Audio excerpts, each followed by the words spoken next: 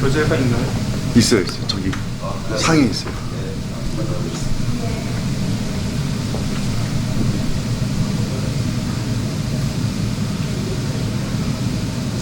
이런 건 안 해도 돼요. 이런 건 하시죠. 기도하고 시작하도록 하겠습니다.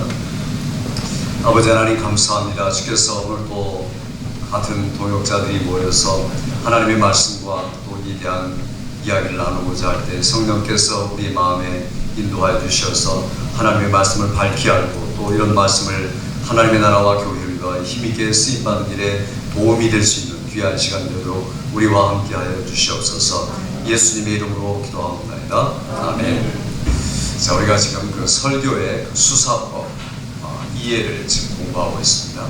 그래서 그 어떤 언어를 사용해서 하나님의 의도를 전달할 것인가. 그래서 특별히 이제 특별 수사법이다 이렇게 말하죠. 그 수사의 내용 중에서 특별한 부분들을 우리가 다루고자 하는 겁니다. 성경을 해석할 때 성경 해석할 부분들이 많은 부분들이 있습니다.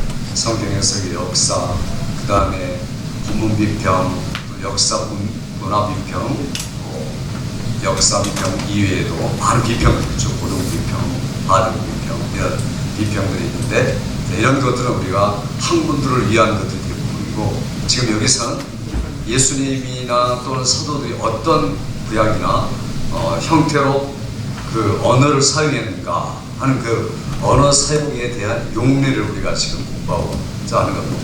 그래서 어떤 언어인가, figure of speech 우리는 이렇게 말하는데 우리말로는 그냥 언어의 어떤 형태, 스타일 이런 것들이죠. 그래서 여기에 대해서 우리가 잘 알아야 성경을 해석할 수 있다고 말씀드렸습니다. 그래서 저번 시간 그 전번까지 두 번에 걸쳐서 제가 언어의 표현법, 이를테면 비교를 강조하는 표현들은 뭐냐. 비교는 특별히 예수님이 많이 사용하시던 복음서에 직유와 은유가 있다. 직접적으로 무엇과 같이 혹은 A는 B다.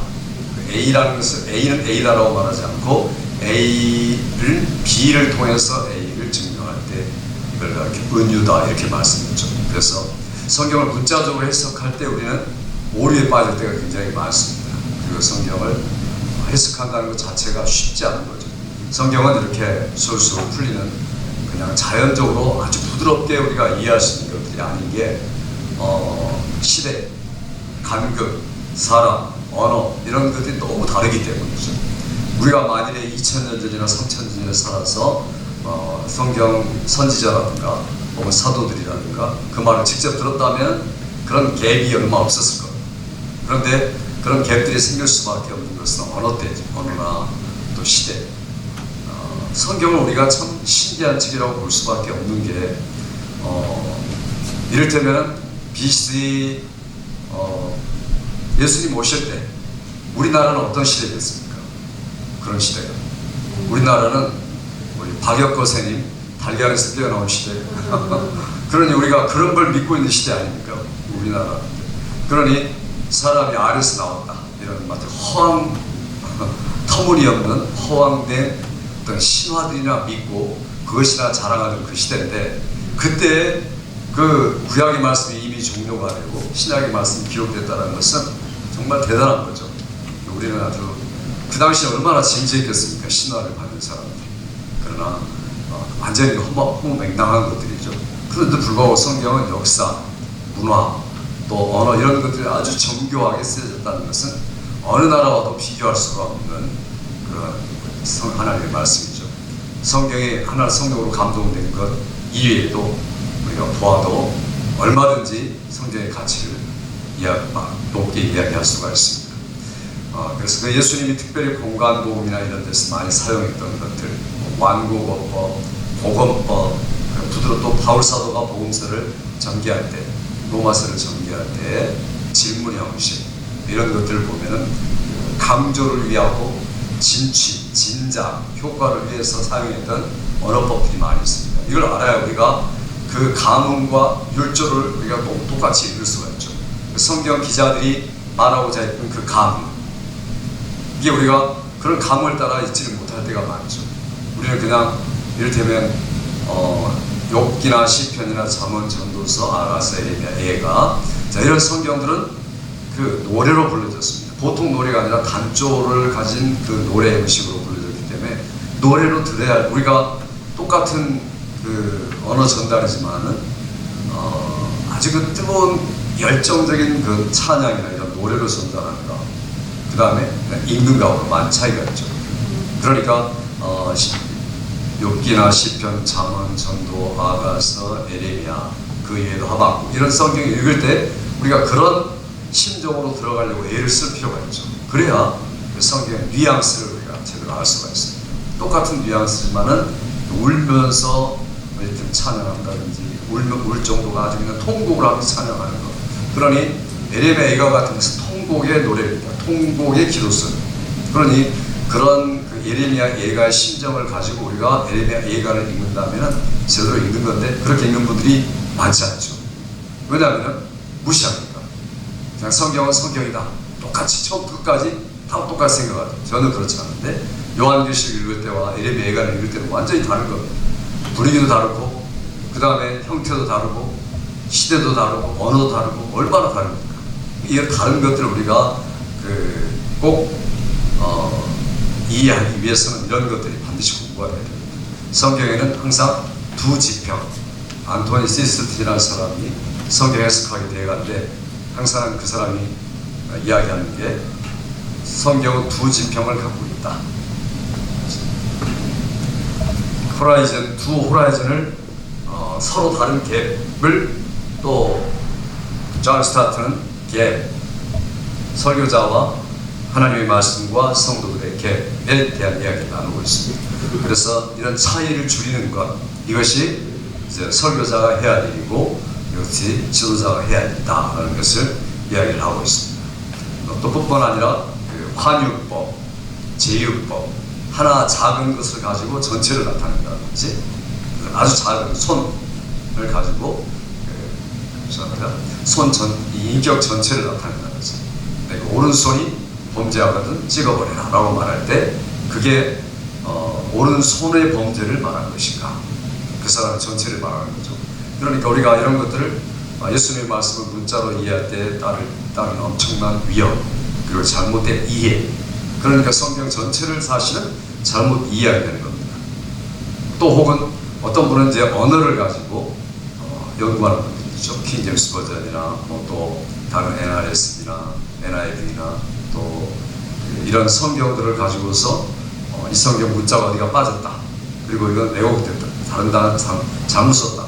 자, 이런 것들은 대부분 이런 피규어 스피치를 이해할 때 메꿔질 수 있는 것들이 굉장히 많습니다. 그럼 이걸 이해하지 못하니까 이거 문자가 어떤 구절이 빠졌고 어떤 구절은 애드가 됐고 또 왜곡되었다. 자, 이렇게 잘못 이해하니까 성경을 틀린 것으로 생각할 때가 있죠. 전혀 그렇지 않은데 자기 혼자 생각입니다. 또 그렇게 종용하는 분들이 있습니다. 왜냐하면 그 문자 있는 그대로 읽자 이렇게 생각하니까 그러죠. 우리가 편지를 읽으면 부모님이 보낸 편지, 애인이 보낸 편지, 친구가 보낸 편지 다 다르죠. 비슷한 내용을 가지고 썼다고 말하지만 그 격도 다르고 스타일도 다르고 내용도 다르고, 그 문자만 가지고 이해할 수 있습니까? 상황을 이해를 해야 이해를 하는 거죠. 그 상황을 이해하는 언어 해석, 이게 바로 우리가 성경을 읽으려 할 때 굉장히 중요한 거다 하는 겁니다. 특별히 여기 앞에 부분은 제가 지난번에 쭉 설명을 했습니다. 이제 오늘은 좀 뒤로 나가서 사상을 완결시키기 위해 보충이 필요한 비유법에 대한 이야기입니다. 첫 번째 생략법이죠. 성경을 쓸 때나 또 성경을 해석할 때 어떤 한 장의 한 문장을 완전히 마치지 않고 끝날 때가 굉장히 많습니다. 충분히 표현하지 않죠.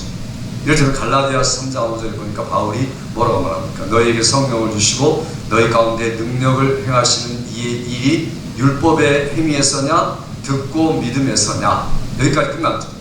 그러니까 사실 이 말들이 굉장히 길게 설명이 돼야 됩니다. 아브라함의 믿음에 대해서 이야기하고 하나님의 아브라함의 믿음 아닌 믿음, 그 아브라함의 믿음이 율법의 믿음이 아니라 행위의 믿음이 아니라 하나님의 말씀을 그대로 믿는 믿음이었다. 여기서부터 하나님의 약속으로 인정받고 또 주어졌다 라고 이야기하면서 갈라디아를 통해서 성령을 받는 게 믿음으로냐 아니면 믿음의 행위로냐, 자 이렇게 이야기를 하고 끝내버려요. 그러면서 영혼을 남겨놓죠. 대답을 주지 않고, 물론 다 나중에 대답을 하지만, 그럴 때 우리가 그 문장을 무엇로 해석을 해야 되느냐. 벌써 이 바울 사도가 그 당시에 통용됐던 생략법을 사용하고 있다. 문장의 생략법이죠. 오히려 생략법을 쓸 때 문장이 더 강화되고 강조가 되는 겁니다. 그런 사상을 충분히 연결시키기 위해서 그 연결이 굉장히 강조가 될 때 오히려 생략을 해버리는 거죠.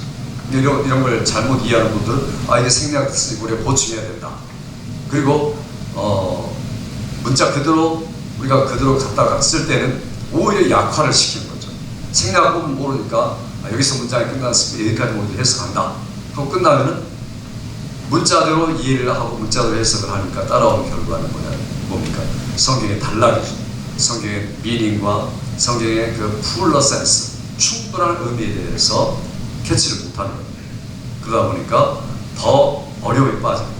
로마서 11장 21절에 보니까 하나님의 인자와 어미를 보라. 넘어지는 자들에게 어미가 있나니 너희가 만일 하나님의 인자에 거하면 그 인자가 너희에게 있으리라. 그렇지 않으면 그 다음에 너도 지키는 바 되리라 이렇게 말했는데요. 그렇지 않으면 하고 너도 지키는 바 되리라 라고 말할 때 굉장히 압축됐습니다. 모든 걸 생략해버렸어요. 뭐가 생략됐을까요? 만일 내가 하나님의 인자에 거하지 아니하면 이게 보충이 돼야 되는데 보충하지 않고 그냥 생략해버렸죠. 왜냐하면 더 강조하기 위해서 생략한 겁니다. 거꾸로. 그래서 우리가 그 생략한 부분을 읽어낼 수 있어요. 지금 바울 사도가 생략법을 쓰고 있구나. 그래서 하나님의 인자와 어미에 거하지 않을 때 얼마나 무서운 일이 따르는가 하는 것들을 아주 대주적으로 이야기하고 있는 거죠. 로마서 10장 같은 걸 우리가 해석하고 이야기할 때 이런 생략법을 알고 있을 때 올바로 비교할 수가 있습니다. 이걸 모르면 우리가 놓치게 되겠죠. 그러니까 문맥 속에서 분명하지 않는 경우 우리가 그 문맥을 찾아내고 생략된 것들을 드러내게 될 때 오히려 아주 강력한 의미 전달을 할 수가 있다는 거죠. 이게 없으면 안 되죠. 뿐만 아니라 사도행전 그 18장 6절 같은 거 보면은 너희 피가 너희 머리로 돌아갈 것이요 이렇게 말합니다. 영어 성경은 더 간단하죠. Your blood be upon your head 이렇게만 되어 있습니다. 그러니까 동사도 생략해버리고 우리 말은 동사가 들어갔죠. 너희의 사도행전 18장 1절에 너희의 피가 너희의 머리로 돌아갈 것이요. 영어로는 너희 피가 너희 머리 위에 이렇게만 헬라어 그대로 되는 거죠. 그러니까 이게 무슨 말입니까? 그러니까 거기 이제 그 엘사토라는 그 이런 헬라어가 더 들어가야 되는데 바울이 안 쓰고 있는 거죠. 사도행전에서 누가가. 자, 그러니까 이런 경우에 너희 피가 너희 머리로 돌아갈 것이요 라고 말할 때 고린도 유대인들에게 유대인들을 향하여 말씀하시기를 이렇게 말합니다.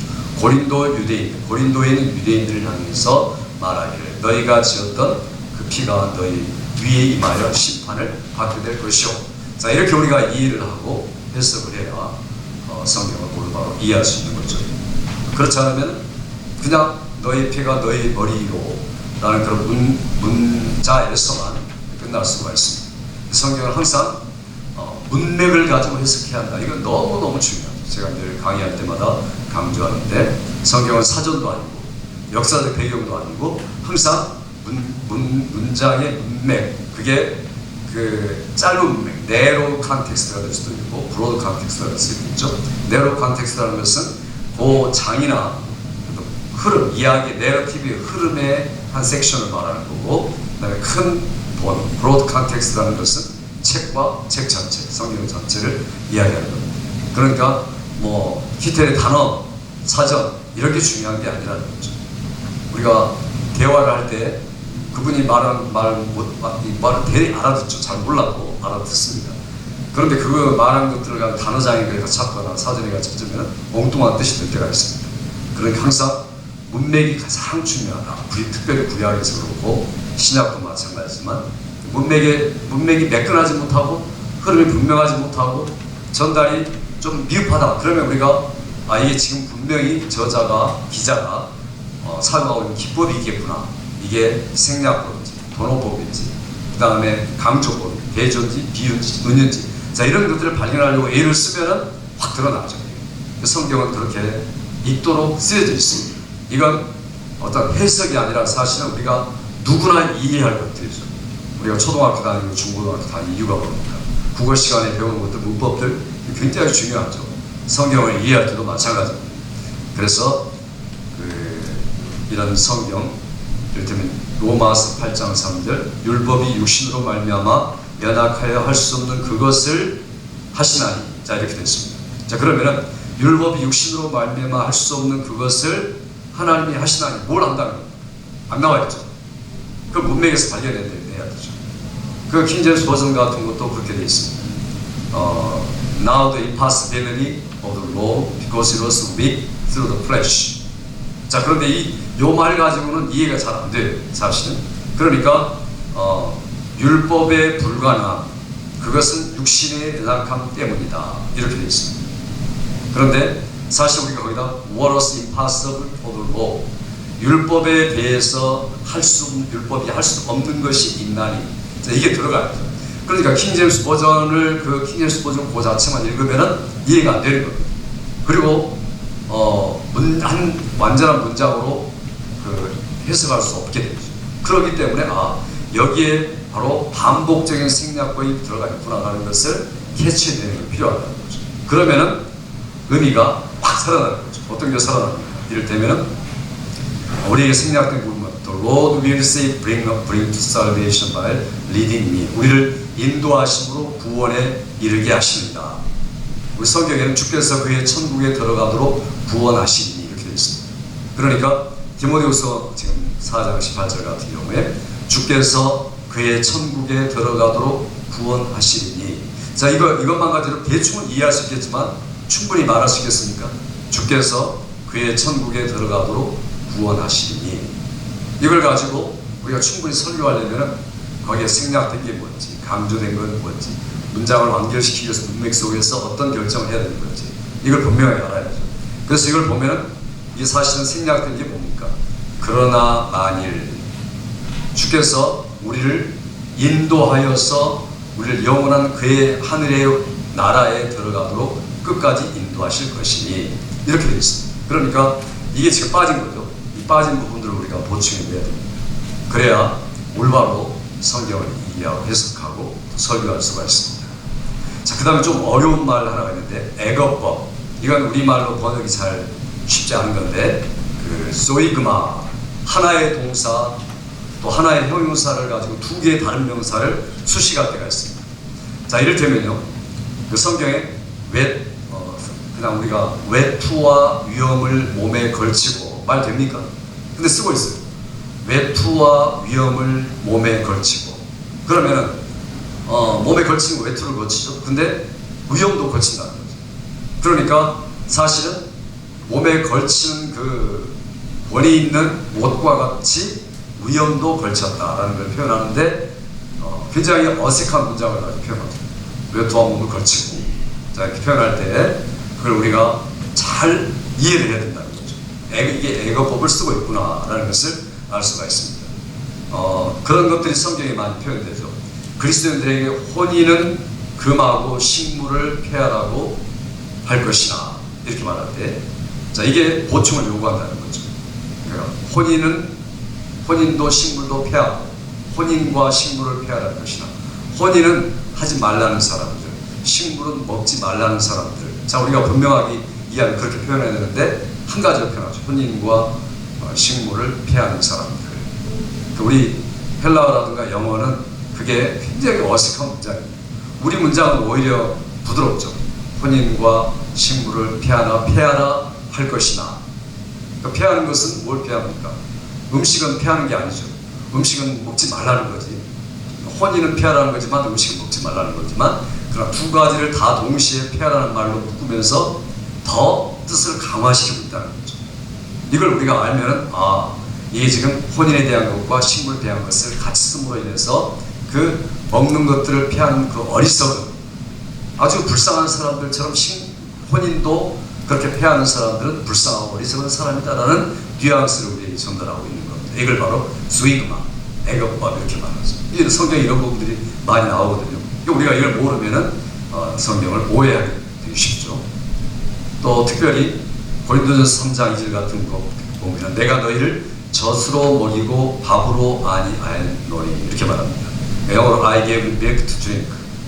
내가 젖으로 먹이고 밥으로 밥으로 먹이지 아니하였노니 이렇게 말하지 않고 밥으로 아니하였노니 이렇게 말하죠. 그러니까 그 영어 성경에 사실 I did not feed you with solid food 이렇게 붙여야 되는데 not solid food 이렇게만 쓰고 있습니다. 성경에. 원어도 그렇다는 거죠. 그러니까 이거 지금 우리에게 굉장히 부족한 문장을 보일 것 같은데 부족한 문장이 아니라 그게 바로 애거법이라는 거죠. 왜냐하면 강력한 주장의 힘을 지금 실어주기 위해서 그런 표현을 쓰는 거예요. 그러니까 내가 너희를 젖으로 먹이고 밥으로 아니하였노니 라고 말할 때는 그 바울 사도가 반드시 밥을 먹어야 돼야 내가 성장할 수 있고 딱딱한 음식을 먹어야 내가 하나님의 나라에서 일꾼이 될 수 있다. 자, 이런 것들을 매우 강조하기 위해서 오히려 빼버리고 밥으로 아니하였노니 내가 너희를 가르칠 때 밥보다 더 강력한 것으로 모여야 되는데 너는 그 정도 이르지 못했다라는 것을 강조하고 있죠. 그래서 신앙의 미성숙 그리고 앞으로 계속해서 열정적으로 나아가야 할 그런 필요성에 대해서 바울 사도가 말할 때 고린도 교회 말할 때 3장 2절에 이렇게 쓰고 있다는 겁니다. 그래서 이 은어법, 애거법 이런 게 사실 굉장히 중요한 법들 중에 하나입니다. 그 다음에 세 번째 보시면 돈절법이라는 게 있죠. 돈절법. 이 돈절법은 깬다는 거, 돈이란 말은 깬다는 거죠. 깨는 법. 다른 말로 말하면 한 문장의 한 부분이 저자가 감정적으로 강하게 감동했거나 수사적 효과를 높이기 위해서 의식적으로 제거하는 것. 자, 이를테면요. 3년 동안 무화과 나무 비유, 그 열매의 비유를 통해서 주님 말씀하죠. 찍어버려라. 그러니까 누가복음 13장 9절에 보니까 이후에 만일 실과를 열면 이거니와 이렇게 됩니다. 그렇지 않으면 찍어버리소서. 자, 이걸 가만히 보시면요. 이후에 만일 실과가 열면 이거니와 그 다음에 뭐가 빠졌겠습니까? 그 나무는 자라도록 놔둘 것이요. 이게 빠졌죠. 그러니까 3년 동안 자라도록 놔둘 것이요. 만일 이후에 열매를 맺지 못하면 찍어버리소서. 이렇게 해야 완전한 문장이 됩니다. 그런데 거기 문장은 이후에 만일 실과가 열면 이거니와 그렇지 않으면 찍어버리소서 라고 이야기하므로 문장을 깨버리는 거죠. 문장을 깨버리면서 주님이 강조를 하는 거죠. 그러니까 반드시 열매를 맺어야 된다. 열매를 맺지 않을 때 그게 지옥이다 라는 것들을 이런 아주 신박한 농도 있는 말들을 전하기 위해서 돈절법이라는 그 문장의 흐름을 깨서 그 다음에 다 설명하지 아니함으로 오히려 더 효과를 증대시키는 이런 비유를 쓰고 있다. 그러니까 우리가 그것들을 알면은 이게 돈절법을 지금 쓰고 있구나 라고 알면은 우리가 설교를 준비할 때 아주 강조가 되겠죠. 매우 강조가 돼서 그 부분이 오히려 더 드러나도록 설교를 전달할 그런 우리가 이유를 갖고 있습니다. 자, 그 다음에 보시면 이제 요한의 세례가 이를테면 하늘로 쏘냐 아니면 사람에게로 쏘냐 이렇게 말하죠. 그러면 뭡니까? 요한의 세례가 하늘로 쏘냐 하늘에서 떨어졌다는 말입니까? 무슨 말입니까? 요한의 세례가 하나님으로부터 나온 것이냐 이런 말이죠. 그 다음에 아니면 사람에게로 쏘냐 아니면 사람들이 규범으로 만들어낸 것이냐 라고 물어보는 건데 세례요한이 물어볼 때는 아주 간단하게 물어보죠. 하늘에서 쏘냐 사람에게로 쏘냐 예수님이 물어볼 때 그래서 너희들이 답변하면 내가 답변하겠다. 아주 지혜롭게 물어보시는 거죠. 그래서 여기 이를테면 소동이 벌어지고 우리는 돌로 침을 당할 것이다 라는 게 보충이 돼야 되는데 그 말이 그냥 완전 다 빠져버린 거죠. 마가복음 11장 30절 보니까 모든 사람이 요한을 참 선지자로 여김으로 저희가 백성을 무서워하는지라. 마가 그 부분에서 문장을 중단시킨 겁니다. 다 기록하지 않고 그 다음에 세례요한에 대한 설명을 충분히 하지 않고 해석자는 뭡니까? 여기서 세례요한의 활동을 강조하기 위해서 오히려 얼마나 진실하고 성실했는가라는 것을 강조하기 위해서 마가가 그 표현을 쓰고 있다는 거죠. 근데 이게 사실은 그래서 성경이 있는 그대로 우리가 이해를 할 때 문자적으로 이해한다고 해도 이런 특별한 수사적인 표현들을 모르면 가장 강력하고 설득력 있는 설교에 우리가 풀었을 때 다 놓치고 마는 거죠. 그래서 꼭 필요한 겁니다. 자, 그 다음에 사상의 반복 비법 한번 보시기 바랍니다. 이거 사실 여러분들이 MD 배하실 때 공부를 더 깊게 하셨어야 했는데 아마 이게 스피할 때가 많았을 겁니다. 이게 그러나 꼭 우리 목회자에게 성경을 해석하고 이해할 때 필요한 것들이죠. 그 용어법이라고 말할 때 이 용자는 그 관용, 충분하게, 플레어맨즘이라고 말하죠. 그 충분하게 수용한다 하는 것이죠. 짧은 문장을 통해서. 이를테면 누가복음 12장 11절에 보니까 그 집 주인에게 이르되, 자, 이게 굉장히 문장이 부주의합니다. 문체의 특성이요. 누가 이른다는 말이고 무엇을 이른다는 말이 표현이 안 돼 있습니다. 그 집 주인에게 이르되. 자, 그러면 이게 문맥 속에서 우리가 그렇게 아주 짧게 생략되게 표현되어 있어도 거기서 그 충만한 것들을 그러니까 말 그대로 수용할 수 있는 것들, 플레어맨스, 아주 넓은 것들을 얻어낼 수 있어야 된다. 또 이를테면 사도행전 1장 30절에 그런 선지자라 하나님이 이미 맹세하사 그 자손 중에서 한 사람을 그 위에 앉게 하리라 하심을 알고, 우리 맹세하사 이렇게 되는데 사실은 표현이 God swore with an oath 이렇게 됩니다. 하나님께서 그 맹세로 맹세하사 얼마나 강력한 맹세냐 하는 것을 이야기하고 있죠. 근데 우리 성경은 하나님 이미 맹세하사 하고 그냥 간단히 끝납니다. 그러니 맹세로 맹세했다. 하나님, 그건 하나님이 더 이상 자기보다 더 크신 이가 없기 때문에 가장 큰 맹세였다. 이건 생명보다 큰 맹세다라는 것을 우리에게 강조해서 전달하고 있는 겁니다. 그런데 우리가 사도행전 1장 30절 읽을 때 그런 뉘앙스를 못 읽고 있다면 그건 제대로 성경 못 읽고 있는 거죠. 그분이 어떻게 설교를 제대로 할 수 있겠습니까? 성경을. 그러니 어떨 때는 동사로 충분하고 명사를 안 붙일 때가 있고 동사 빼버리고 명사를 붙일 때가 있다는 겁니다. 그래서 이런 문장들을 우리가 성경에서 발굴해내고 우리 나름대로 반복 비법을 통해서 이게 그냥 생략됐구나 하는 것들을 알아야 됩니다. 그 다음에 두 번째 반복법, 에피주익시스 혹은 에파나디플로시스, 그리스 말들이 쓰고 있는 겁니다.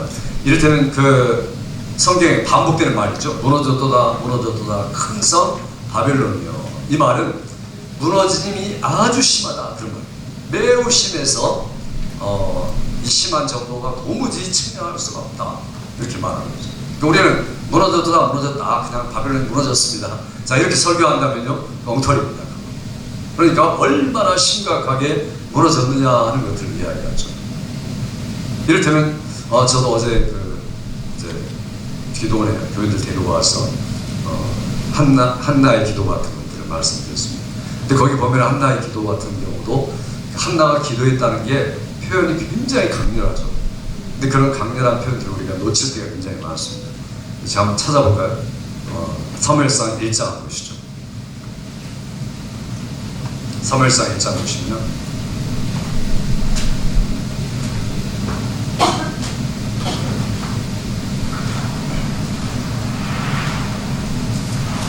한나의 10절 보시면요. 10절.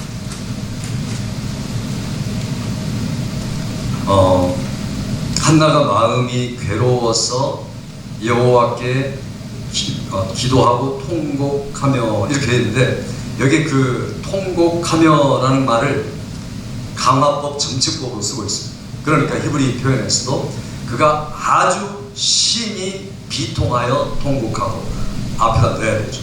우리가 통곡하고 이렇게 읽으면 뭐 성경 잘못 읽고 있다는 거죠. 그런데 성경은 내가 이런 성경을 읽고 있는데 뭘 잘못 읽어요? 라고 말씀할 수 있지만은 지금 이 사무엘이 사무엘상을 쓸 때 그 사무엘상을 쓰는 마음을 못 읽는다는 거죠. 그럼 지금 우리가 표현하고자 하는 것을 언어로 표현을 분명히 했습니다. 우리말은 통곡하고 이렇게 되어 있는데 히브리 표현은 그게 아니라 아주 심히 그 가슴이 무너질 만큼 통곡하고 이런 말 흐느낄 정도로. 그럼 이게 우리가 성경을 읽을 다 그렇습니다. 이 표현이요. 여기도 10절에도 보면 그렇게 말했죠. 11절에도 보면은 가운데 보시면 여종이 고통을 돌보시고 나를 기억하사 잊지 아니하시고, 그러니까 기억하소서라고 말하는 정도가 아니라 나를 절대로 잊지 말아 주소서라는 그런 절대 부정 강조입니다. 그러니까 이게 히브리의 절대 부정 강조형이 어떤 것인가를 이해하면 우리가 성경을 읽으려 할 때 그 뉘앙스를 우리가 살려서 읽을 수가 있겠죠. 그러면 그 우리 설교에 그게 녹아 들어갈 수 있겠죠. 또 뿐만 아니라 여기 보시면은 12절에도 그가 여호와 앞에서 오래 기도하는 동안에 이렇게 말할 때 오래라는 말 자체도 굉장히 그 깊숙이 들어가서 시간을 잴 수 없을 만큼 오래 그런 의미가 있습니다. 그러니까 시간적으로 오래 이런 말이 아니라 하나님과 심정이 통하니까 그렇다는 거죠. 13절에 보니까 한나가 속으로 말하는 입술만 움직이고 음성은 들리지 않냐고 자 이렇게 되어 있는 거죠. 그래서 우리가 이런 성경을 읽어보면은 여기 11절부터 시작해서 계속해서 사무엘이 그 절대 부정 강조형을 쓰고 있다. 그러니까 한 단어를 우리가 해석할 때 매우 심히 무엇 하였더라 이렇게 읽어야 제대로 읽어내는 거예요. 안 그러면은 성경 그냥 평범하게 읽겠죠. 그렇게 읽는 게 아니죠. 성경의 감정을 따라 우리도 똑같은 감정을 읽고 성경이 강조하는 부분에서 멈춰서서 강조하고 이래야 그 저자를 통한 하나님의 의도를 우리가 전인격적으로 체험해낼 수가 있겠죠. 안 그러면 우리가 지적으로만 그 인포먼트가 되는 거죠. 정보 전달자. 우리 정보 전달자가 아니라 그 성경의 기자들이 우리에게 주신 말씀에 대한 트랜스포머죠. 변화시키기 위해서 하나님의 말씀, 내가 변화시키는 건 아니지만 나를 통한 하나님의 의미와 하나님의 의도가 충분히 내 전인격적으로 전달될 때, 그래서 그 설교가 전인격적인 설교가 되고 그런 감정이 성경의 감정이 똑같이 실리는 거죠. 그렇지 않으면 우리가 성경을 오해 잘못되게 전달할 수가 있습니다. 그 다음에 또 우리 잘 아는 대로 이사야 6장 1절 잘 아시죠? 이사야가 하늘의 환상, 그 성전에 들어가서 환상을 보면서 뭐라고 합니까? 자기에 대해서 화로다 나여 망하게 되었다. 또 들어가자마자 거룩하다 거룩하다 거룩하다 세 번 말하죠. 그리고 거기에는 벌써 이 세 번 말하는 그 동안에 삼중적 반복 속에서 그 이사야가 사실 암시하는 게 뭡니까? 거룩하다 거룩하다 거룩하다 무조건 세 번 말했을까요? 그 삼위일체 하나님의 그 삼중적 요소가 그 안에 포함됩니다. 그러니까 한 번만 거룩하다가 아니라 이사야 환상 속에서는 벌써 삼위일체 하나님을 주목할 수 있도록 여지를 남겨두고, 그다음 이사야의 주의 목적은 하나님의 본질, 하나님의 속성, 하나님의 본체를 드러내는 거죠. 그러니까 그 하나님의 면전 앞에 자기가 망하게 된 것밖에 안 보이는 거죠. 거룩하게 살았지만, 부름 받았지만, 비로소 거기서 자기의 소명과 사명을 발견한 거죠. 나를 보내소서 내가 알겠나이다 라고 말한 그렇게 말할 수밖에 없는 것은 삼일체 하나님의 현현하심을 환상 속에서 보았기 때문에 그 거룩하신 분 앞에 내 자신의 초라한 꼴을 보고 거기서 진정한 회개가 나오고, 그래서 내 입술을 제하달라고 거룩한 입술로 거룩한 마음으로 사명받은 이사야의 모습을 소개시키고 있는 겁니다. 그러니까 거룩하다 그냥 지나가서는 안 되는 말이죠. 거기에 삼일체 하나님의 현현 앞에 선 우리 인간의 실존 모습, 여기서 우리가 발견하는 사명자의 진정한 실체, 정체성, 자 이런 것들을 우리가 설교할 수 있어야 됩니다.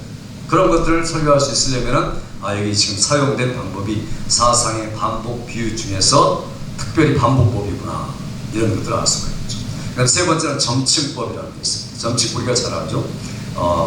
이를테면 우리가 로마서 같은 경우 읽으면 우리가 환난 중에 슬고하나니 환난은 인내는 연단은 소망을 이루는 줄 알매니라 이렇게 말하죠. 그래서 이렇게 말이 반복되어 나가면서 스텝 바이 스텝 이렇게 올라가죠. 강화시키면서 또 베드로 사도도 그렇게 이야기하죠. 나중에 이러므로 너희가 힘써 그 다음에 신성에 참여하는 자가 되되 믿음의 덕의 지식을 지식의 절제를 절제의 인내의 경건의 형제 우애를 형제 우애의 사랑을 공급하라. 이것이 있어 구원에 이르기에 흡족한즉 이렇게 이야기하죠. 그럴 때 그 베드로 사도라든가 또는 바울 사도가 로마서와 또 베드로 후서에서 사용했던 방법 그 점칙법. 점칙법은 하나를 아주 강조하고 그 이외에 또 다른 강조를 계속해서 강조할 때 쓰는 방법이죠. 그러므로 형제들아 너희가 힘써 너의 부르심과 택하심을 굳게 하라. 이 말을 위해서 그 굳게 하는 게 뭐냐? 이와 같이 단계별로 계속해서 강조하는 것이 믿음, 덕, 지식, 절제, 인내, 경건, 형제와의 사랑을 계속해서 계단식으로 공급하라. 오늘도 내일도. 그래야 너희가 부르심과 택하심을 굳게 할 수 있다. 이게 성도의 견인이고 그게 성화고 하나님 앞에 우리가 영화되는 그 때까지 해야 할 일들이다 하는 것을 베드로서가 강조하고 있는 겁니다. 점층적인 반복 강조를 통해서 이걸 하고 있다는 겁니다. 자, 그 다음에 또 이제 성경에 질문법이 많이 등장합니다. 질문은 모든 사상을 중심 개념에 집중시키는 그런 역할을 많이 하고 있습니다. 바울 사도가 그렇게 말하죠. 그런즉 이 행복이 할례자에게냐 혹은 무할례자에게냐 그런즉 이를 어떻게 여기셨느냐 다 질문이죠. 이 행복이 할례자에게냐 무할례자에게냐 이걸 어떻게 여기셨느냐 이 세 가지 질문을 통해서 답을 주지 않죠. 그렇지만 얼마나 강조합니까? 뭘 강조합니까? 유대인들이 얼마나 교만한 잘못을 저지르고 있는가 보아라 이렇게 말합니다. 유대인들에게 친숙한 독자들에게 보여주고 있는 거죠. 또 우리가 잘 아는 로마서 8장에 누가 우리를 하나님의 사랑에서 끊으리요 이렇게 말합니다. 질문하는 거죠. 그렇지만 그게 질문입니까? 서리법이라고 그러죠. 아주 강조하는 거죠. 그 바울 사도가 이를테면 부정적인 언어를 표현을 가지자. 내가 복음을 부끄러워하지 아니하노니라고 말했을 때 복음을 부끄러워하지 않는다는 말입니까? 그게 전혀 그게 아니죠. 그러니까 복음을 지극히 자랑하노니 이런 말이죠. 그러니까 복음을 부끄러워하지 않는 건 그건 참 소극적인 거죠. 아니 부름받은 사람이 복음을 부끄러워하지 않을 정도로 살아간다는 게 얼마나 유치한 겁니까? 그게 아니라 복음을 내가 내 생명을 다 쏟을 정도로 자랑하는 이건 더 이상 이런 자랑이 없노니 그런 말입니다. 로마서 1장 16절에. 그러니까 그런 바울의 수사법을 모르면 복음을 우리가 충만하게 전할 수는 없겠죠. 이런 수사법을 우리가 알고서 몸에 익숙하게 해야 성경을 해석하고 이해하고 설교를 준비할 때 우리가 제대로 사용할 수가 있습니다. 그러니까 절대적인 하나님의 사랑에서 절대로 끊을 수 없다. 여기에 바로 완전한 성도의 견인과 궁극적인 성도의 구원이 있지 않습니까? 이런 표현 자체가 바로 교리를 강화시키고 있는 겁니다. 활력을 주는 표현이죠. 자, 그 다음에 이제 우리 의도적으로 명확하지 않는 수사 언어라는 게 있습니다. 제가 좀 늦게 왔지만 4시까지 하는 거죠. 안 쉬고 하겠습니다. 셋자 처음에 보시면 성경에 수수께끼가 나오죠. 세속적인 수수께끼. 이를테면 사사기 14장. 자, 삼손의 수수께끼는 모든 사람이 자신의 소견에 옳은 대로 행하던 그런 시대에 주어진 거죠. 이를테면 삼손이 딥나 여행 중에 사자를 죽인다는 꿀을 얻고 혼인잔치가 열릴 때 30명 동무에게 수수께끼를 내죠. 그래서 뭐라고 냅니까? 먹는 것에서 먹는 것이 나오고 강한 자에게서 단 것이 나왔느냐. 그거 여러분 대답할 수 있겠습니까? 이게 무엇이냐? 라고 물어보니까 그 현장에 있던 사람만 대답할 수 있죠. 나머지는 대답할 수가 없겠죠. 근데 이런 수수께끼를 통하여서 삼손의 위대한 사역이 빛이 나는 거죠. 그래서 이것 때문에 여인이 기밀을 누설하게 되고 기밀을 누설하게 되니까 20마일 떨어진 곳에 가서 블레셋 사람 30명을 죽여가지고 그것을 가지고서 그들에게 약속한 것을 주게 됩니다. 그러다 보니까 이스라엘과 블레셋에 마찰이 일어나고 또 그 마찰을 통해서 엄청난 전쟁이 일어나고 삼손은 더 수많은 블레셋 적군들을 죽이게 됩니다. 이런 결과가 따라옵니다. 수수께끼 하나로 이런 결과에까지 이르게 되었다. 그러면 이 수수께끼가 얼마나 중요하냐? 이 세속적인 수수께끼를 사용하는 것을 볼 때 특별히 우리 성경을 해석한 사람은 왜 수수께끼를 내고 있느냐는 이유, 수수께끼의 내용이 뭐냐라는 그 내용, 그 다음에 수수께끼의 결과가 뭐냐, 이것들을 동시에 볼 수 있어야 하죠. 그래야 이 수수께끼를 사용하는 사사의 그 이유가 또 목적이 뭔가를 알 수가 있겠죠. 그런 이런 관찰이 참 중요한 겁니다. 사사시대의 통일왕국, 분열왕국 동안에 이스라엘 군사활동 이런 것들을 냉철하게 기록된 게 아니라 이런 여러 가지 우화, 수수께끼, 알레고리 이런 것들을 통해 가지고 풍성하게 전하는 거죠.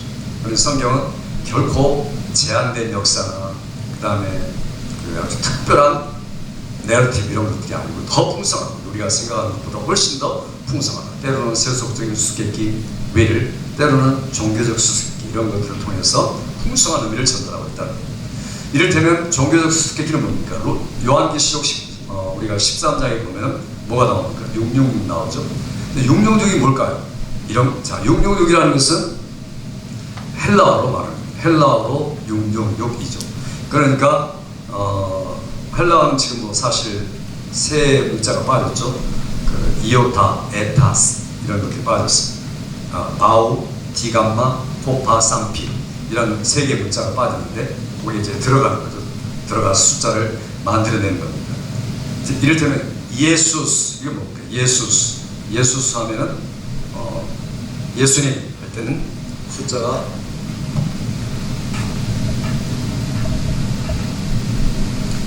자, 이런 숫자가 이제 있다면 예수스. 이오타 하면 10입니다. 이오타 10, FT 8, 시그마 200, 오미크론 70, 립실론 400, 시그마 200. 그 다음에 얼마입니까? 888 이렇게 됩니다. 예수님의 숫자는 888 이렇게 되겠죠. 아람어로 하면은 예수와는 합하면은 아람어 히브리어로는 386, 386입니다. 그럼 예수와 이렇게 말하면 발음이 틀려지면 397로 가치가 떨어집니다. 그러니까 이게 지금 무엇인지 모르게 수수께끼를 쓰고 있다는 겁니다. 그러니까 이 수수께끼는 해석할 수 있는 건 아닙니다. 수수께끼는 그냥 남는 거예요. 그러나 답은 분명하죠. 뭡니까? 짐승의 이름, 그 다음에 악한 자, 악한 존재. 이제는 이건 분명한데 그게 누구냐라는 것은 우리가 모르는 거죠. 그걸 누구로 말할 수 있습니까?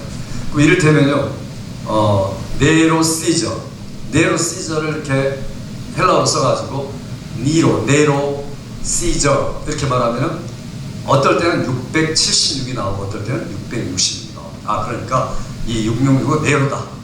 또 디오클레시안 황제, 시저, 그 사람도 똑같습니다. 10대 황제. 그래서 기독교인을 박해했던 그 사람이 바로 사도 요한 시대의 사람 도미티안 황제도 666이 나오죠. 히틀러도 666이 나오고. 그러니까 이게 만들어내게 돼 있습니다.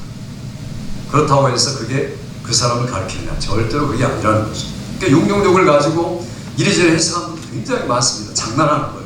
여러분 666까지 이야기하면 장난하십니까? 666은 막 갖다 붙이는 거죠. 뭡니까? 저기 유럽, EU라든가 또는 시대 인물들, 어떤 사람 알렉산더, 또 어떤 사람 나폴레옹 다 갖다 붙이는 거죠. 이게 전부 다 엉터리죠. 이 언어 자체를 사도 요한이 낼 때는 종교적 수수께끼로 내는 거예요. religious riddle로 제시한 거죠. 수수께끼의 이유와 목적과 결과를 알도록 하기 위해서 준 거지. 그 수수께끼가 뭐냐는 것을 알도록 하나하나를 맞추도록 하기 위해서 준 것 아니라는 거죠. 불투명한 것으로 의도된 거죠. 우리가 정확한 건 뭡니까? 적그리스도가 있다. 적그리스도가 능력이 있는 것처럼 보인다. 영향력이 대단하다. 그리고 수적 비밀보다 훨씬 더 크다. 이런 것들을 우리가 알 수 있는 거죠. 그러니까 이것을 우리가 대적해야 됩니다. 짐승과 같은 성격, 짐승과 활동들 이런 것들을 깨닫고 이해하고 대적하는 게 중요하다. 이걸 강조하기 위해서 사도 요한이 666을 쓴 거지. 또 14만 4천도 마찬가지죠. 그러니까 666은 좀 어렵긴 하지만 14만 4천은 굉장히 수월한 거죠. 왜냐하면 14만 4천이랑 그 당시 상징적으로 썼던 용어들이 그 12사도, 또 12지파 이런 용어들이고, 그 다음에 천이라는 숫자는 굉장히 많다. 천만만 그러면 수많은 천사들. 그러니까 14라는 것은 144는 12하고 천은 뭡니까? 많다라는 거죠. 14 곱하기 12 곱하기 12 곱하기 1000 이런 말이죠. 그러니까 신약과 구약의 수많은 하나님의 백성들 이런 뜻이지, 이 사람들이 말하는, 이단들이 말하는 14만 4천 이 땅에 신천지 교회 혹은 14만 4천의 택함받은 이스라엘 백성들만, 자, 이렇게 말하는 분들은 다 엉터리입니다. 전혀 이 히어로 스피치를 모르는 분들이죠. 그러니까 문자적으로 해석하고 어떨 때는 상상적으로 해석하고 자기 멋대로 해석하는 거죠. 이게 매우 인위적이고 잘못된 것 같아요. 우리가 이런 그 적그리스도가 누구냐, 그 이름이 뭐냐 이런 데 관심을 기울일 필요가 없습니다. 막 갖다 붙이면 다 갖다 붙여서 다 맞아요. 다 맞아요. 왜 뭐하러 그걸 그냥 그렇게 말할 필요가 있어요. 그러니까 그 시대 지나가면 다 엉터리가 드러나죠. 그런데 보통 우리 믿음의 선배들, 종교개혁 그 칼빈, 루터, 저딩글 이런 사람들이 전부 다 한결같이 666은 로마 교황이다 이렇게 말했어요. 그건 이제 지금도 그렇다는 거죠. 적그리스도, 그리스도처럼 가장하고 그리스도를 흉내내고 그렇지만 그리스도를 격화시키고 대적하는 사람입니다. 그러니까 노리 존스 목사님 같은 분도 로마 교황이라고 이야기하죠. 그래서 그들이 가장 지금 불법적으로 활동하는 이 단체 중에 하나다. 꼭 로마 교황만 아니고 다른 사람도 마찬가지. 앞으로도 666이 계속 일어나는 겁니다. 그러니까 우리가 그건 종교적 수수께끼로 사도 요한이 적은 것뿐이지 그게 뭐다라는 것을 밝히기 위한 목적이 아니었다라는 것을 아는 게 매우 중요하죠. 그러니까 그 그릭이라든가 굉장히 유동성이 있습니다. 그릭이나 히브리 각 숫자 단위가 있죠. 뭐 알파, 베타, 1, 2, 3, 5, 10 이렇게 나가듯이 그건 이제 이를테면 아람어가 달라지고 그릭, 히브리, 탈무드 다 달라질 거예요. 숫자가 어느 글로 쓰느냐 할 때 다 달라지죠. 뭐 히브리 말로 네로 시저 하면은 666이 됩니다. 근데 그릭어로는 666이 안 될 때가 많습니다. 그러니까 엉터리도 다들. 그래서 저자가 절대로 이름을 명백하게 밝힐 수 없을 때 사용하는 게 religious will, 종교적 수수께끼 하는 겁니다. 그러니까 그걸 밝히려고 이름을 밝히려고 하는 거 벌써 잘못된 거죠. 억지로 성경을 풀려는 거죠. 이단적이 되는 겁니다. 그러니 우리가 이런 것들을 알면은 성경을 어떻게 해석해야 되구나, 어떻게 전달해야 하는 것들을 알 수가 있겠죠. 또 그 다음에 우화라는 게 나와요. 성경에 그 페이블, 우화가 많이 나오죠. 도덕적 교훈을 위해서 이솝 우화 같은 것들이 나오죠. 어디가 나옵니까? 사사기에 보면은 네 가지 나무가 나오죠.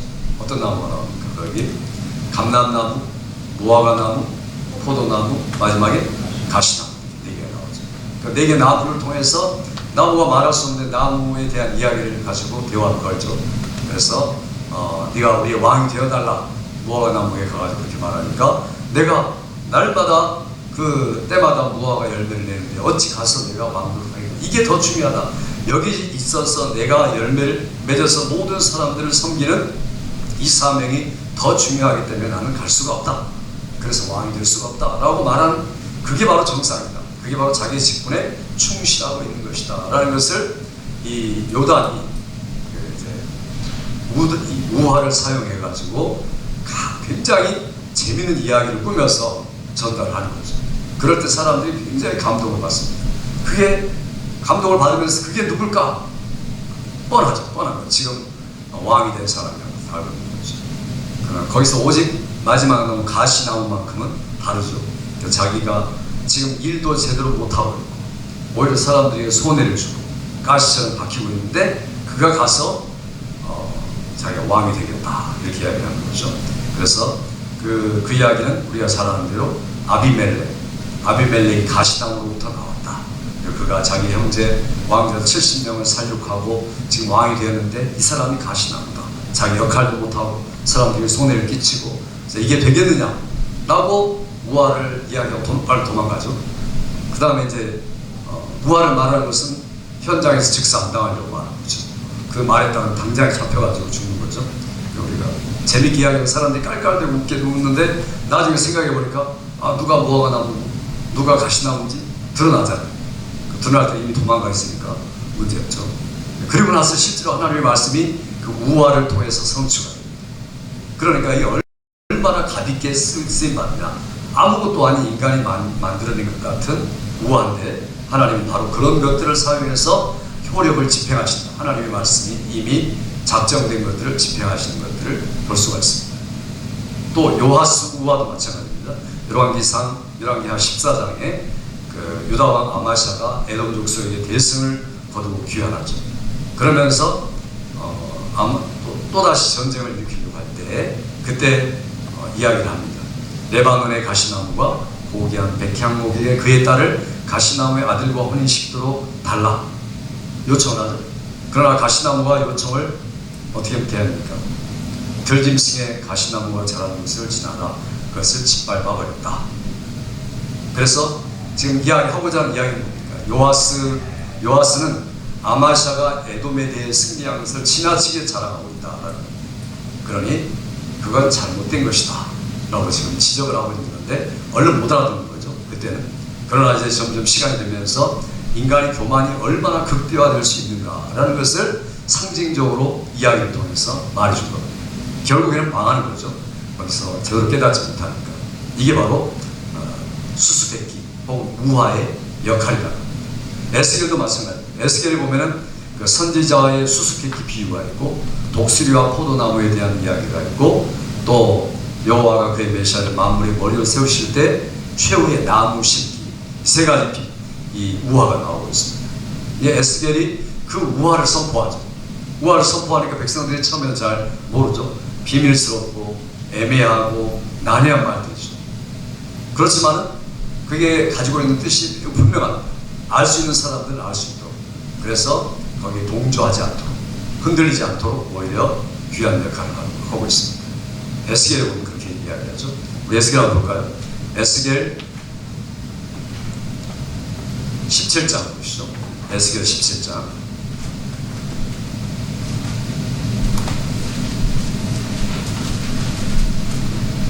자, 에스겔 17장에 보시면은 우리가 잘 아는 대로 독수리와 포도나무 비유가 나오죠. 제일 전에. 그래서 여기 2절부터 보시면은 인자야 너는 이스라엘 족속에게 수수께끼와 비유를 말하라 이렇게 말하죠. 그러니까 처음부터 명확하게 말하지 않고 수수께끼와 우화를 말하는 거죠. 이게 바로 우화죠. 그래서 여호와께서 뭐라고 말씀하시면 색깔이 화려하고 날개가 크고 길고 털이 수한 큰 독수리가 레바논에 이르러 백향목 높은 가지를 꺾되 뭐 독수리가 어떻게 입이 있어 꺾을 수 있습니까? 이게 바로 우화죠. 그 연한 가지 끝을 꺾어가지고 그 다음에 장사한 땅에 이르러 상인의 성읍에 두고 그 땅의 종자를 꺾어 옥토에 심되 수양보들 가지처럼 큰 물가에다 심더니 그것이 자라며 펼쳐서 높지 아니한 포도나무 곧 붉은 가지와 가는 가지가 난 포도나무가 되어 그 가지는 독수리를 향하였고 그 뿌리는 독수리 아래에 있었더라.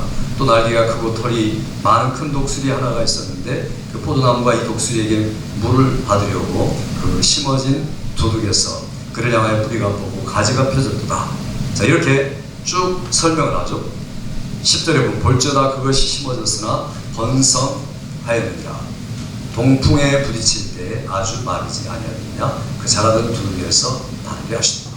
자, 이거 우리가 얼른 보면 이게 무슨 말인지 잘 모르죠.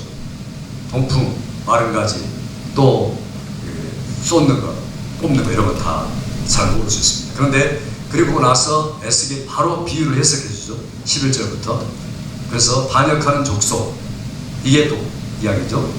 그러니까 여기 지금 설명을 하면서 이걸 선포하라 했는데 선포할 때는 잘 몰랐지만은 여기 1절부터 10절까지 우화를 이게 다른 독수리가 등장하고 포도나무는 대신에 독수리를 향하고 이야기가 끝나기 전에 주 여호와는 그것을 심은 독수리를 외면하고 다른 독수리를 향한 이 포도나무가 번성할 수 있는지 물으신다.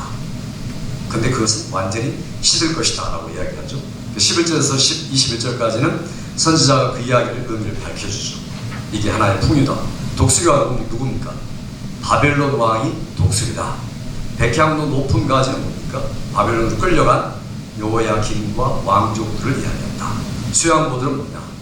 그게 바로 그 땅의 종들, 그 땅에 심겨졌던 시드기와 백성들을 수양되리라고 이야기한다.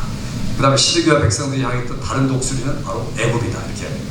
그러니까 이게 그 이야기를 통해서 매우 자연스러운 이야기를 통해서 애굽과 여호야긴과 시드기야와 바벨론의 모든 역사적인 관계를 한마디로 정리한 이야기, 이 우화를 통해서 전체를 포괄하고 있는 겁니다.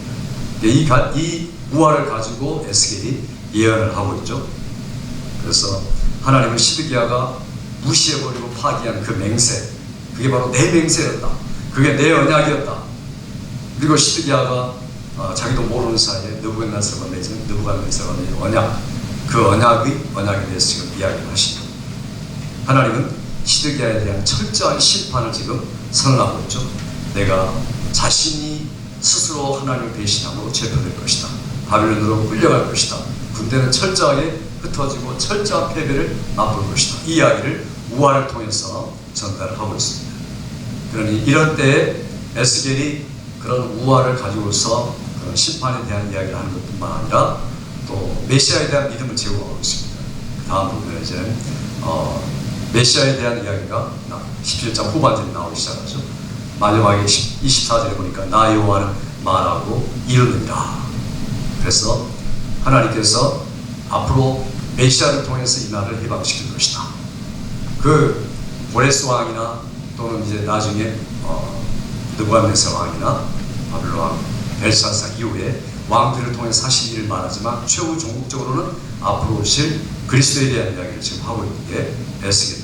우화를 통해서 당대의 상황을 이해하고 또 우화가 단순한지 복잡한지를 우리가 알아야 되고 이쪽으로 강조하는 것이 무엇인지 또 이게 듣는 사람하고 말하는 사람의 반응이 어떠한지 이런 것들을 우리가 주목하는 게 중요합니다.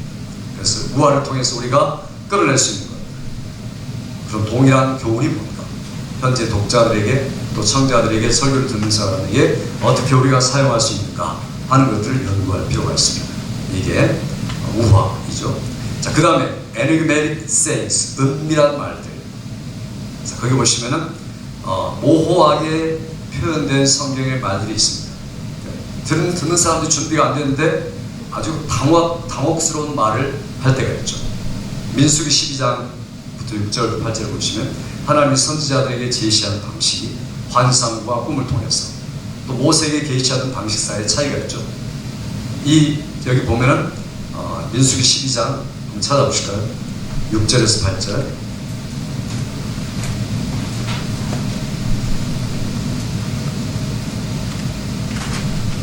자, 민수기 12장 6절에서 8절 같이 읽어보죠. 시작.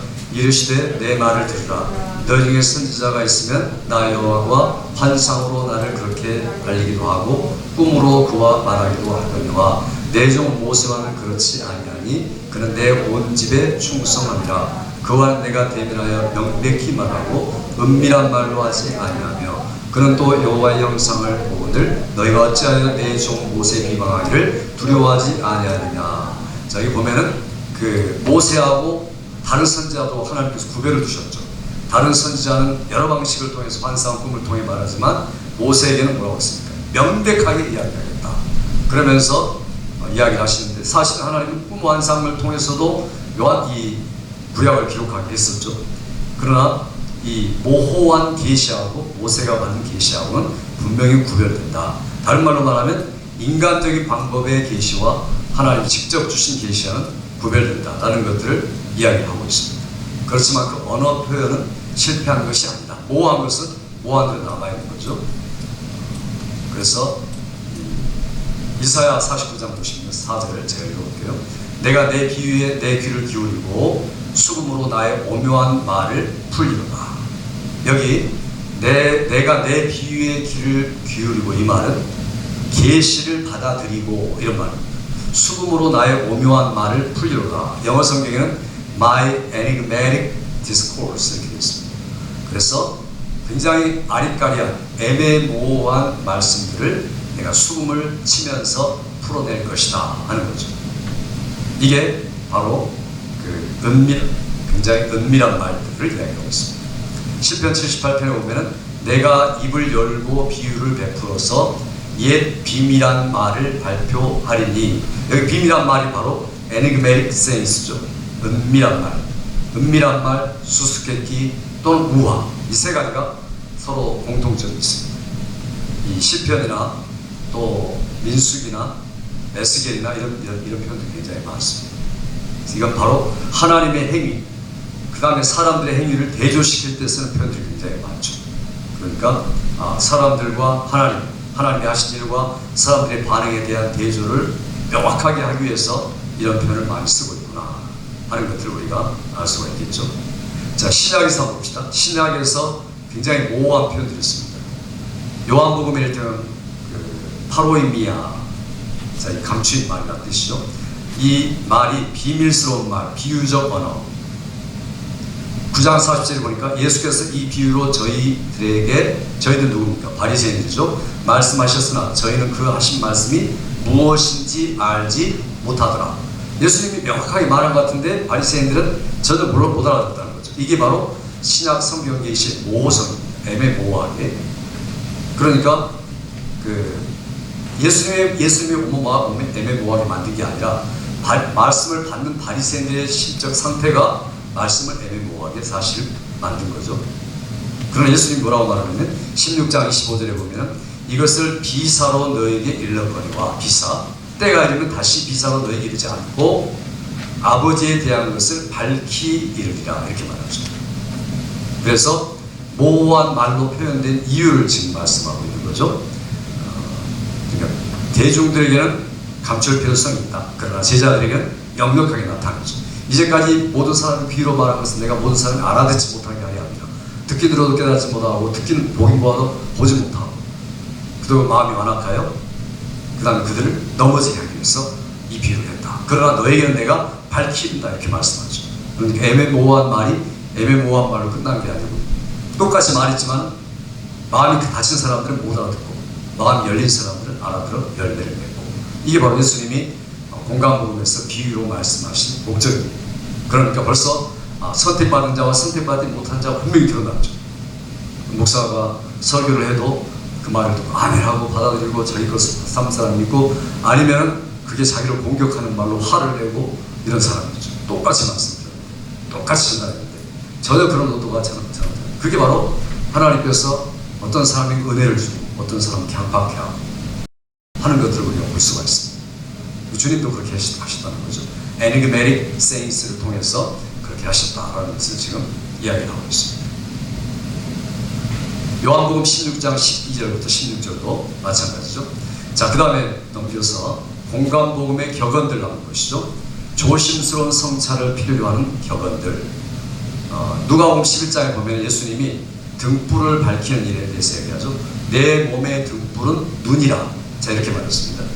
그럼 눈이 성하거나 건강하면 온몸이 밝을 것이다. 그러나 눈이 병들면 온몸이 어두울 것이다. 그 다음에 좀 난해한 말씀하시죠. 35절에 보니까 그러므로 내 속에 있는 빛이 어둡지 아니한가 보라. 자, 이런 말도 우리가 쉽게 해석하기가 쉽지가 않습니다.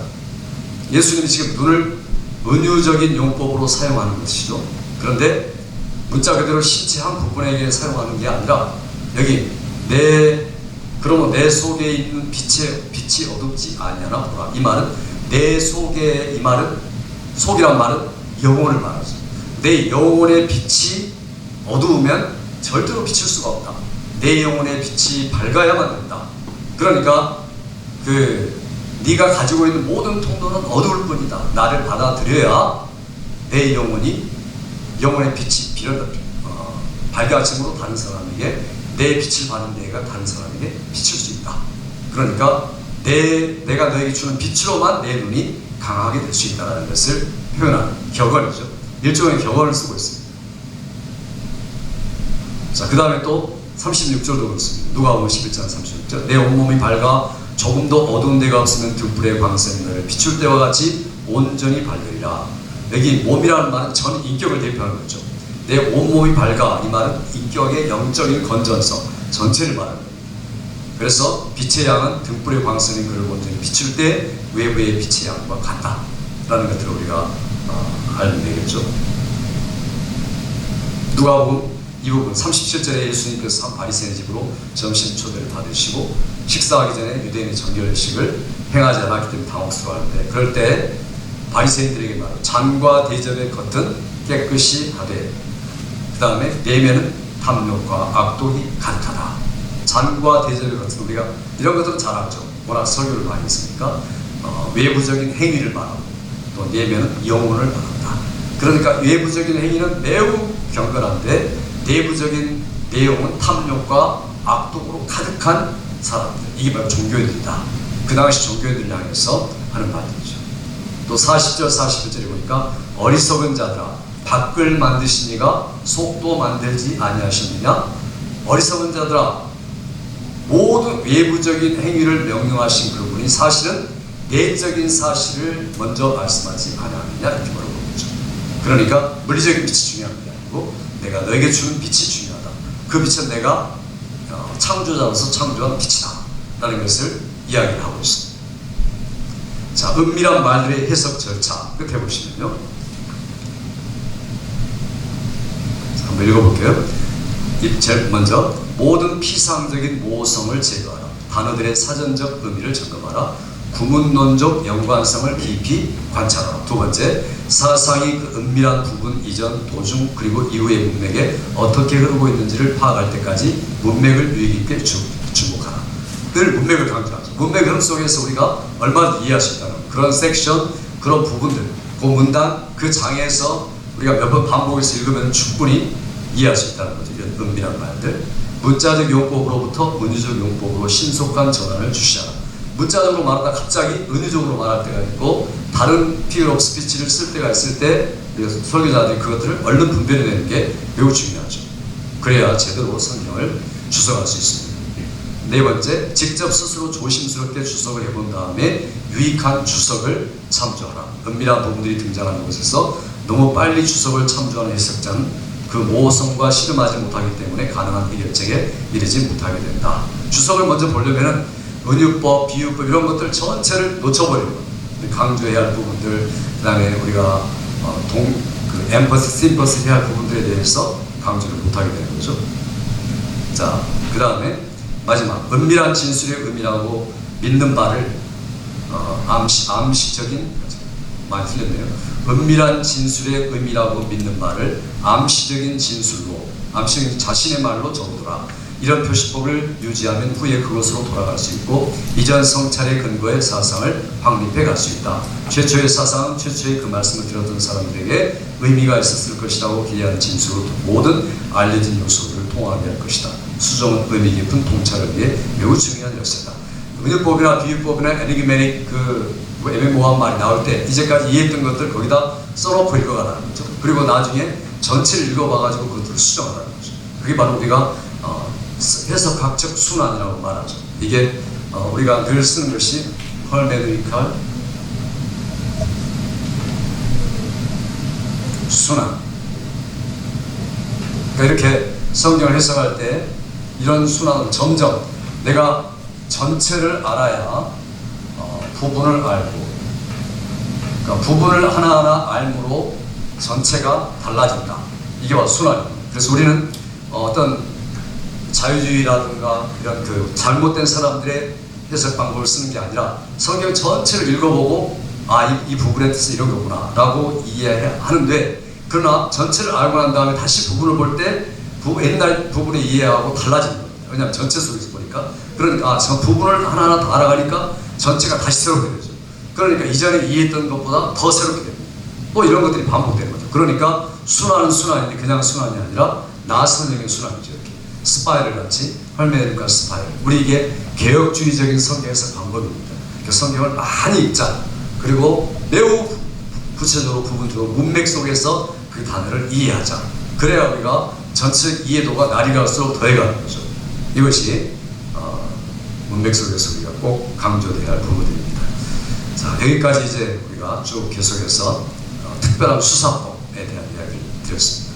질문이 있거나 제가 3번에 걸쳐서 말씀을 드렸는데 굉장히 중요한 부분입니다. 이해가 되고 그 부분을 하나씩 알게 되면 전체 속에서 알았던 부분이 그 전체를 변화시킨다는 거죠. 네, 그러니까 이 전체를 알아야 부분을 안다. 그리고 부분을 알면은 이전에 알았던 부분을 전체 알고 나면 이 전체가 더 업그레이드 된다는 거죠. 그러면 업그레이드 된 것을 눈을 가지고 부분을 보면 또 우리가 부분을 더 자세히 알 수 있다. 성경은 깊숙이 들어갈 수 있다는, 그게 바로 헐메드리칼 스파이럴, 해석학적 순환이라고 말합니다. 우리가 개혁신학에 있어서 쓰는 용어들입니다. 그러니까 기독교 강요가 이렇게 쓰여졌어요. 이런 스타일 가지고. 그러니까 다 연관이 됐죠. 유기적으로 연관되어 있다는 뜻이죠. 예, 또 다른 질문 없습니다. 네, 중요한 해석할 때 해석하게 쓰는 용어들이죠. 자, 없으시면 기도하고 하실까요? 네. 아버지 하나님 감사합니다. 이 시간에 우리 동역자들이 같이 모여서 특별한 성경의 설교 수사법들을 공부했사오니 성경을 읽어 이해할 때마다 이런 것들에 대한 이해력을 더하여 주시고 분별력도 주시고 지혜 총명 더하여 주셔서 우리가 하나님의 의도를 밝히 펴내고 설교하는 일에 더욱더 힘있게 쓰임받도록 은혜를 베풀어 주시옵소서. 주께서 우리 모두에게 목회와 또한 우리의 삶의 사명을 넉넉하게 감당하는 건강과 은혜를 지속적으로 베풀어 주시기 원하고 예수님의 이름으로 축복하며 기도합니다. 아멘.